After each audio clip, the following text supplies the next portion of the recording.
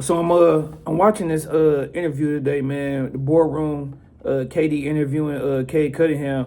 Dog, that was a great fucking interview. I'm not even gonna lie. Like, I learned some shit about Cade too. I knew he had a kid, but I didn't know he had a kid his junior year in high school. Like, god damn. So that really kind of like show, like, low key when you a parent, it really showing the things that you do. So his game kind of showed that he had to grow up real quick, just the way he play. You know what I'm saying? Patient. He ain't wild. He poised and shit like that. So like when you a parent early, either it gonna make you change or it's gonna make you continue to be a dumbass. And like I said, you could see that translate, like I said, real life to the hoop court and shit. You could see his game. You know what I'm saying? If that makes sense to people, you can see why his game is so laid back, so chill. It seemed like he a vet already, and he only like what 24.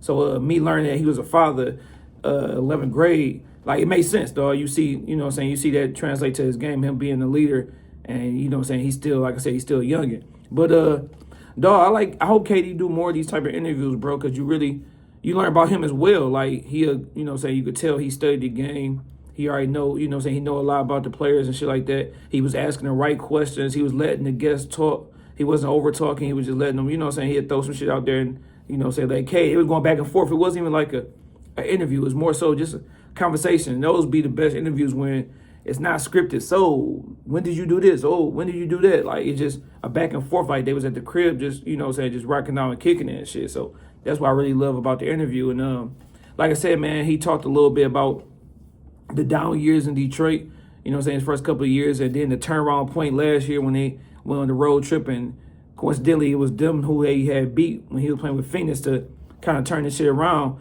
and, you know what I'm saying, get back in the playoff picture last year. And, you know, he talked about the New York shit, which I agree. We should have won that motherfucking series for real. And, dog, it was just a dope-ass interview. He touched on Jay Ivy because he asked him if he wanted to start playing off the ball a little bit more. Because, you know, he basically a combo guard, like, what, 6'7", so, you know, he could play off the ball as well. And he was saying, like, him and Jay Ivy really never had the opportunity to play together. It was either one was hurt, the other was rocking, one was hurt, you know what I'm saying, it was vice versa.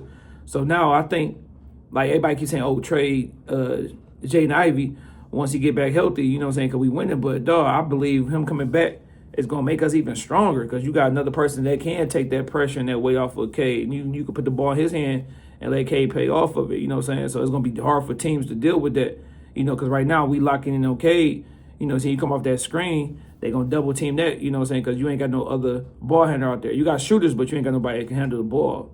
So that's going to make a lot of sense when Jay and Ivy come back. But it was a dope interview, dog. They show a lot of love to Detroit. KD really fucked with Detroit.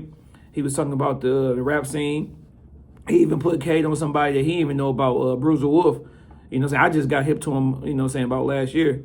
But, you know, KD fuck with Detroit. He was talking about the music, talking about how hard, you know what I'm saying, Detroit go, you know what I'm saying, hardworking niggas and shit like that. And Cade was saying basically that was the best place for him to be because that year he got drafted, it was either, you know what I'm saying, in the lottery, the top 3 picks was Houston, Detroit, and Cleveland. He didn't want to fuck with Cleveland.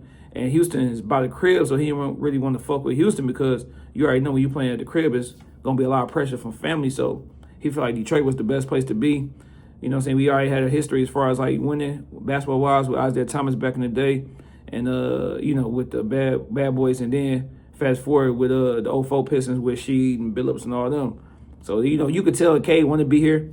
I hope, you know what I'm saying, we keep him for, you know what I'm saying, the duration of his career and shit. But it was a dope interview. I think everybody should go check it out. And like I said, I fuck with interviews, and this was a good one to watch, like, you know what I'm saying? And I can see KD. I hope he continue to do this. And, you know what I'm saying, after his NBA career, because he was, you know, doing a good job asking questions. So I fuck with it. Shout out to the boardroom, Cade Cunningham. Like I said, go check that shit out.